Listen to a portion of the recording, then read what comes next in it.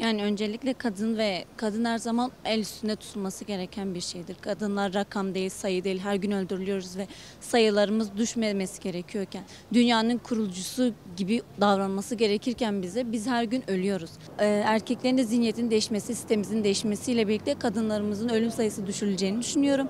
Ve bununla birlikte bizim hani ölüyoruz çünkü biz her gün ölüyoruz. Bunun için hani yapabileceğimiz ekstra bir şey olacağını düşünmüyorum. Onlara o hükmü veren aslında devlet oluyor. Şöyle 2 günde bir tutuklanıyor, 3. gün bırakılıyor, serbest bırakılıyor. Yani bunun ağır bir cezası olmadığından dolayı rahatlıkla insan öldürebiliyorlar. Bu rahatlık verilmiş onlara. Yapılması gereken belli, cezaları neyse onu çekmeleri gerekiyor. Ağır cezaların verilmesi gerektiğini düşünüyorum. Bizim dediğim gibi zihniyetimiz değişmeye sürece hiçbir şeyin anlamı yok. Onların önce kendi işlerini ve kalplerini temiz tutmaları gerekiyor. İnsanların düşünce yapısını değiştirmemiz için çabalamamız gerekiyor. Kadınların daha fazla bir şey yapabileceği ve kadınlar sadece bir mal değildir. Kadınlar bir sayı değildir, rakam değildir ve bizim her defasında bunları dile getirmemiz, onların hani göz önünde bulundurmamız gerektiğini düşünüyorum. Yani eğer bu da diyorum ya kendi lügatlarında kelime anlamında varsa eğer yaşamın kadın olduğunu, yaşamın sadece onların nefes alabilmesi olduğunu anlayabildikleri sürece de olacağını düşünüyorum. Dediğim gibi ölmek istemiyoruz.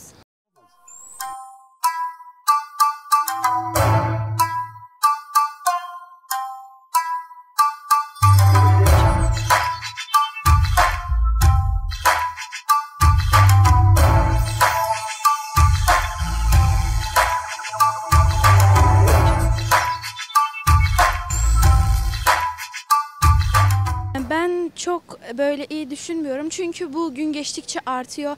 Hem kadın hem çocuk, yani bunun önüne bir an önce geçilmeli ve kadınlar için daha yeni haklar, daha güzel haklar getirilmeli bence anayasaya. Ve bence bu insanlar, bu kadının katliamına hani destekleyen ya da bu kadın katliamını yapan insanlar bir an önce kapatılmalı, yani cezaevine ya da başka cezalarla, yani cezalandırılmalı bence. Evet, geçilir ve dünya bence daha güzel bir yere dönüşür. Çünkü kadınlar bir toplumun tam böyle deriz ya hani ayaklarıdır, yani şeydir, ayakta tutan, toplumu ayakta tutan şey kadınlardır. Ve bu kadınların öldürülmesi, kadına şiddet, kadın katliamları, bunların hepsinin önüne geçilirse zaten toplum daha güzel hale getirilir ve zaten mesela bir çocuk bile bir kadının elinde büyüyor ve o çocuk o kadının elinde şekilleniyor. Daha iyi oluyor veya kötü oluyor. O kadının eline bağlı. Çocuğun nasıl olması bile. Ne yapsak caydırıcı olmayan cezalar, mesela caydırıcı olan cezalar olmalı. Daha böyle büyük, ağır cezalar konmalı ve kadınlara yönelik daha böyle insanların gözünü korkutmalılar. Kadınlara yönelik katliamın daha bitmesi için ve azalması için. Yani insanlar bundan korkmalı. Kadınlara bir şey yapmaktan korkmalı ve çekinmeliler. Kadına olan şiddet bir kadın olarak tabii ki de istemiyoruz. Ama maalesef kadınlarımız hem şiddete maruz kalıyor, hem psikolojik hem de zaten baskı var. Yani hiç kimse istemez. Önce yani mesela benim de kendi erkek çocuğum var. Biz bir anne olarak, bir ebeveyn olarak yani bizim önce kendi çocuklarımıza eğitmemiz lazım. Ya bugün nasıl kızlarımız aynı şekilde erkekler çocukken eğiteceğiz. Ya bugün ne bize ne karşı tarafa, yani ne kendine ne karşı tarafa zarar vermeyecek şekilde eğitmemiz lazım. Eğitim önce evde başlar. Sonra dışarıda başlar. Sen önce çocuğunu eğiteceksin ki karşı taraftan sıkıntı yaratmasın. Bugün çocuğa yapacağın şey yatırım, yarının ötekiler içindir. Yani her türlü de şiddet var. Ne yaparsak yapalım. Yani olmasını istemiyoruz. Olmaması için de elimizden geleni yapmak isteriz. Yani mecliste birçok şey konuşuluyor ama ne oluyor? Onlara onay verilmiyor, imza verilmiyor. O yüzden yani hiçbir şey sonuç vermiyor. Ya bugün hiçbir özgürlüğümüz yok aslında. Yani ben bugün mesela eşimin yanında mutluyum. Tamam, şiddet yok ama bir tek benle bitmiyor. Genel anlamda olması lazım. Mesela çocuğum, oğlum var benim.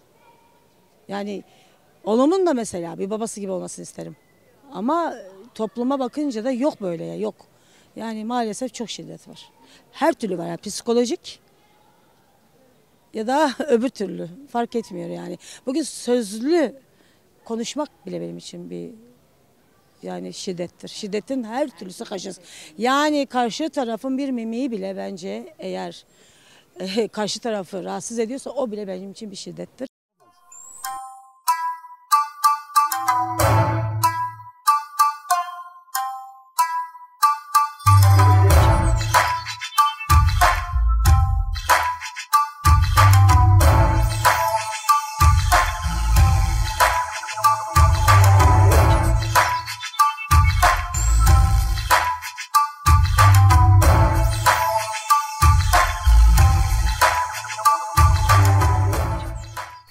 Kadına şiddette önlenmenin bazı yaptırımları yapılabilir. Aslında bu her şeyden önce eğitimle başlar. Özellikle bizim coğrafyamızda kadına şiddetin fazla olmasının sebebi ataerkil toplumdan geldiğimizden kaynaklı bir şeydir. Erkek egemen dünyası olduğundan dolayı erkek güçtür, kadın pek önemsiz olarak değerlendirilir. Yani bu aslında ta küçüklükten gelen bir anlayıştır. Erkek daha fazla yüceltilir, kadın değersiz görülür. Bunu aileler aslında küçüklükten beri yani yaptırımlarla sadece hukuki yaptırımlarla da yetersiz kalır. Ancak aileler nasıl erkek değerliyse çocuk da kız çocuk da o şekilde erkekten bir farkın olmadığı, kendi evladının olduğunu bilincini küçük yaşta erkeklere benimsetilirse bir yandan aslında kadına şiddet bir nebze de olsa azalır yani. Hukuki boyuttan işte caydırıcı cezalar olmadığı sürece kadına şiddet her türlü artar, önlenemez. Maalesef de önlenemiyor uygulanan politikalarda. Benim söyleyeceklerim bunlar. Kadına şiddette sadece feminizm hareketleri de ben aslında nefret dili oluşturduğunu, zıt kutup oluşturduğunu düşünüyorum. Destek veriyorum ama aşırı boyutta fanatizm bir şekilde yanlış buluyorum, ötekileştirir. Dediğim gibi bunun önlenmesi hukuki yollarla, yaptırımlarla olur ve aile içinde küçük yaşlarda eğitim de olur. Yani iki kardeş arasında kız ve erkekte anne baba orada çocuğun rolünü, kardeşin de aslında senin gibi değerli olduğunu söylediği zaman kadının rolü daha da artar, daha da önem kazanır, kendini eşit görür, eşit davranır. Şimdi kadın aslında anadır, eştir, kardeştir. Yani çocuk anne karnından çıktıktan sonra en yakın olduğu, en haşir neşir olduğu kişi annedir. Anneyi sen ne kadar donatırsan, ne kadar özgürleştirirsen yarının toplumu içinde öyle bir nesil dizayn etmiş olursun. O yüzden dediğim gibi Jinjiyan Azadi kadının özgürlüğü, toplumun özgürlüğüdür. Sonuna da desteklenmesi lazım. Bunu hukuki yollarla da desteklenmesi lazım. Kadına yönelik şiddette aile içi eğitim, aile içi eğitim. Anne babalar bu duyarlılığı artırırsa bir kız kardeşin de en az kendisi kadar değerli olduğunu vurgularsa bu yani sonradan adam belli bir kalıbı almış, belli bir ataerkil zihniyetini benimsemiş. Sen o yaştan sonra o adamı düzeltemezsin. Hukuki yollarla ancak bastırırsın sadece. Bunu temelden çözmenin tek şartı bunu toplumsal olarak aile kavramında yerleştirmemiz lazım. Yerleştirmediğimiz sürece bu kronik sorun devam eder. Değişen hiçbir şey olmaz. Geçici sürelerle bastırırsın, ertelersin ama çözüm olmaz yani. Diyeceklerim bu kadar.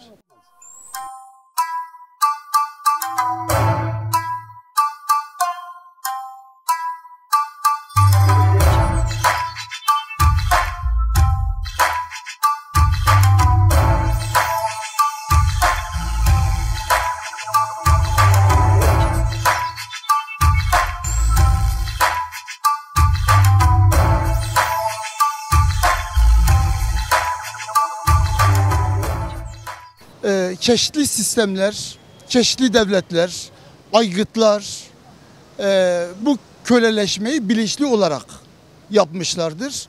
Din faktörü vardır bunun içinde, egemenlik faktörü vardır bunun içinde. Çünkü kadın köleleştirildi mi aslında toplum köleleştiriliyor. Büyük çöküş dediğimiz, toplumsal çöküş dediğimiz olay da tam da burada kilitli. Bu noktadan kilitli. Bu kilidi açtığımızda sadece kadının köleleştirilmesi, katliamı, dışlanması değil. Aslında toplumun huzuru, özgürlüğü bununla bağlantılı. Kadın öteki bir duruma getirilmişse bilelim ki toplum, halk, insanlık öteki bir duruma getirilmiştir. Ne yapmak lazım? Öncelikle toplum aynı toplum değil. Yani bundan 30 yıl, 40 yıl önceki düzeyden çok farklı. Yani bilinç düzeyi yükselmiş durumda. Bu da yeterli değil. Çünkü kadın bilinci, kadın örgütlenmesi, kadın hareketi, kadınların belli bir düzeye, seviyeye gelmesi yetmiyor. Bir de artık erkeğin o duruma gelmesi lazım. Demek ki ne gerekiyor? Erkeklerin artık bir zihinsel devrimden geçmesi gerekiyor. Zihinsel bir değişimden geçmesi gerekiyor. Sorun erkek sorunudur. Erkek egemenlik sorunudur. Kırımlar, vurmalar, katliamlar hangi noktadan ortaya çıkıyor? Kadın artık belli düzeylerde hakkını arıyor. İsyan ediyor. Ya da bir duruş sergiliyor diyelim. Bir duruş sergiliyor. Feodal yapı ya da lümpenizm içinde bulunan erkek bunu hazmedemiyor. Yani babadan, dedelerden, atadan gördüğü o mutlak otoriteyi devam ettirmek istiyor. Geri bir kültürdür, gerici bir kültürdür. Mutlak anlamda değişmesi gereken artık erkeklerin kafa yapısı, beyin yapısı ve zihniyet yapısıdır. Kadını bir obje olarak görmemelidir. Bir madde olarak görmemelidir. Evin hizmetkarı, hizmetçisi ya da kendi erkeğin kendi kölesi olarak görmemelidir. Göremez. Dünya değişti. Dünya değişiyor. Bizim toplum da değişti. Bu toplum Orta Doğu'yu da değiştirecek. Kötü yanları görebiliriz bu yanda. Hem de olumlu yanları görebiliriz. Artık bir bilinç düzeyi oluştu. Artık hangi yoldan gidileceği görüldü yani. Yol hangi yol? O yoldan gidildiği takdirde bunun ürünlerini, bunun güzelliklerini elbette ki alacağız, göreceğiz.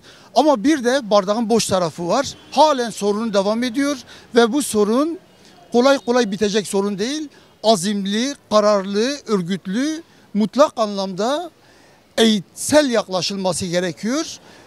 Bu eğitim düzeyini, bu bilinç düzeyini devam ettirmek gerekiyor. Oldu, bitti, kapandı, tamamdır demek bütün yapılan çalışmaları, bütün yapılan faaliyetleri, emeği boşa çıkartmaktır.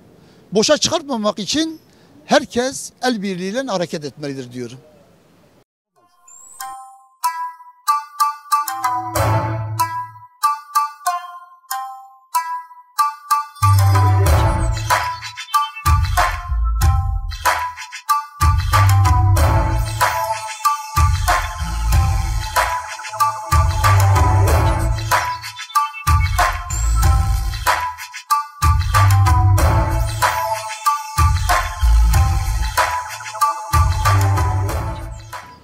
Vallahi tepkim çok karşıyım yani. Kadının yeri başka, hepimizin umudu kadındır yani bir yerde. Evin bilmem direği kadındır, her şey kadındır yani. Kadın bilinçlemeleri lazım daha doğrusu. Ya insanlarımız biraz şeydir ha yani geri kafalıdır ha. Geri kafalı olmazsa bazıları zaten kadını hiç saymıyor. Kadına gerek ki dünya kadar kıymet verir. Erkek işte böyle büyümüşler, böyle şey görmüşler. Çok böyledir yani bir daha yavaş yavaş şey olacak ama daha zaman lazım yani biraz. Sebep hep onlardır. Sebep iktidardır zaten. Yani iktidar zaten kadına şey vermiyor ki. İktidar kadın düşmanıdır. Eğer örgütlenseler çoğunluk olsa tamam kadın duracak bana göre. Onların da onlar bu şiddete karşı örgütlemeleri lazım ki kadına değer vermeleri lazım. Kadın baş tacıdır ya. Şiddetle karşıyım bu yani bu kadına zulüm şiddettir yani şiddettir zulümdür. Yani, iktidar politikasıdır yani daha doğrusu. Maalesef kadına şiddet ülkemizin kanayan yarası haline geldi. Sosyal medyada olsun, TV'lerde olsun kadına yönelik şiddetleri artık göz göre göre yaşıyoruz. Hani yaşıyoruz diyoruz buna. Çünkü onların acısı artık bizim acımız oldu. Ülkemizin kanayan yarası rojindir. En azından en kısa sürede faillerinin bulunup cezalandırması gerekiyor.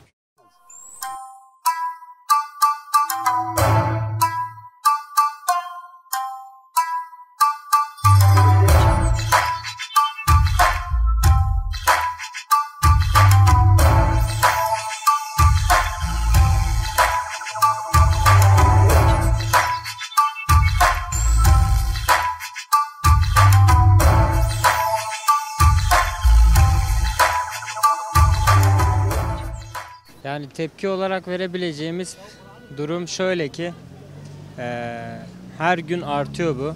Erkekler tarafından genelde yapılıyor. Açıkçası buna önlem olarak insanları eğitmenin öncelik olması gerektiğini düşünüyorum ama buna yönelik herhangi bir politika olduğunu da şu anlık düşünmüyorum. En azından göz boyamalık bir politika var en fazla. Ve bence hem kadınlarımız hem erkeklerimiz yanlış yönlendiriliyor bu konuda. Haklarımızın, özgürlüklerimizin ve sorumluluklarımızın doğru bir şekilde topluma daha küçük yaşlardan itibaren empoze edilmediğini düşünüyorum. Devlet politikaları sadece ülkemiz için değil, bütün devlet politikalarının kadınları yalnızlaştırıp bir nevi hedef göstermeye yönelik yayınlar yaptığını, medyanın bunda çok etkili olduğunu düşünüyorum. Medyamızın insanlara sürekli kadına yönelik şiddeti herhangi bir niyetle, yani fark etmez, sürekli göz önünde bulundurması da artık bunun normalleştirilmesini gerçek kılıyor. Yani artık insanlar göre göre bir nevi artık bir tepki veremez oldu. Eskiden bir olay olduğunda, örneğin 2015'teydi galiba, Mersin'de Özgecan Aslan orada mıydı? İlk o olduğunda ben hatırlıyorum, çocuktum ama bütün ülke ayağa kalkmıştı. Şu an neredeyse kötü bir durum ama her gün televizyonda buna benzer onlarca yayın, haber görmemize rağmen sadece kaydırıyoruz ya da kanal değiştiriyoruz. Çünkü artık böyle dejenere olmuş bir toplum yüzünden hiçbir şey yapamaz hale geldik. İçimizdeki o tepki verme güdüsünü bile bizden aldılar galiba. Başka bir konuya değinmek gerekirse, erkekler olarak da kimse bu konuya değinmiyor ama ben erkeklerin de bu konuda çok zor durumda olduğunu düşünüyorum. Çünkü artık kadınları yani hedef olarak göstermiyorum. Onların da bir yani onlarlık bir durum yok ama onlar da haklı kendi çaplarında. Biz erkekler de bir nevi artık potansiyel bir tehdit, potansiyel bir suç unsuru olarak görülüyoruz. Yani kadınlarımız örneğin bir sosyal alana çıktığında, bir toplu taşımaya bindiğinde acaba başıma bir şey gelecek mi diye korkuyor. Erkekler de acaba bir şey yüzünden itham edilecek miyim diye çekiniyor. Herkes artık birbiriyle kutuplaşmış durumda. Kimse kimseye bakamaz oldu, kimse kimseyle konuşamaz oldu. Ben bazen otobüste falan çocukları görüyorum. Hani insan çekiniyor bir şaka yapmaktan veya bir kadına yaklaşmaktan çekiniyor. Kadınlar da bize bir şey olur mu diye çekiniyorlar. Sosyal örgütlerin bence kendi çıkarlarına bakmak dışında bir şey yaptıklarını düşünmüyorum.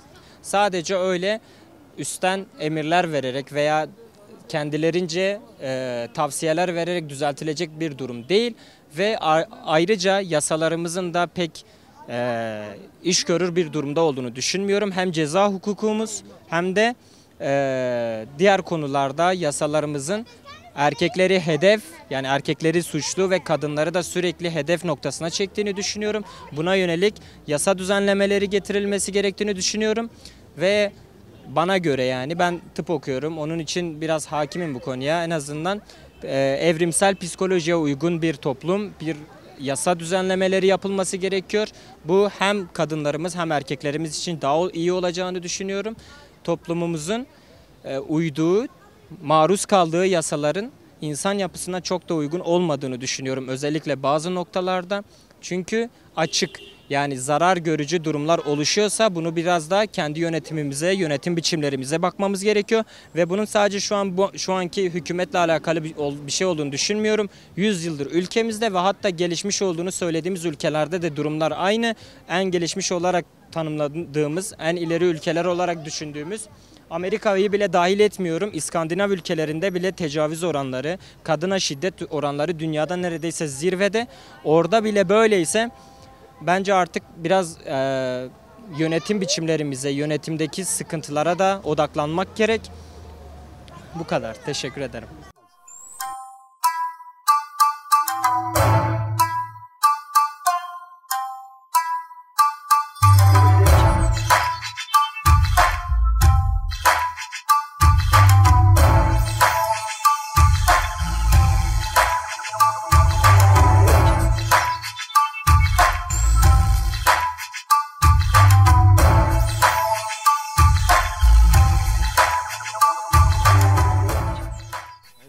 Maalesef bu bir devlet politikası. İstanbul Sözleşmesi'nden vazgeçildikten sonra bu olaylar gittikçe %80'lere varan bir rakamla artış gösterdi. Sorumlu devlettir. Bugün Suriye'yi görüyorsunuz. Ne güzel şeyler oluştu orada. Aynısını ama şimdi biz çok şeyli bir millet olduğumuz için ne diyeyim sana, çok farklı kültürlerden bir arada yaşadığımız için o şeyi beceremiyoruz. İçimizde Kürt var, Laz var, Çerkez var, Alevisi var. Ezilen insanlar, ezilen bayanların çoğu bunu benimsiyor ama sosyetede bir kesim var, ben onu kınıyorum onları da. Vallahi yasaların kadına yönelik olmasını, kadın haklarının korunmasını başvuru yapıyorlar. Eşlerinden gördükleri şiddet için sonrasında yine öldürülüyorlar. Çocuklar dersen yine öyle. Yasaların düzenlenmesini istiyorum kadına yönelik olaraktan. Caydırıcı cezalar.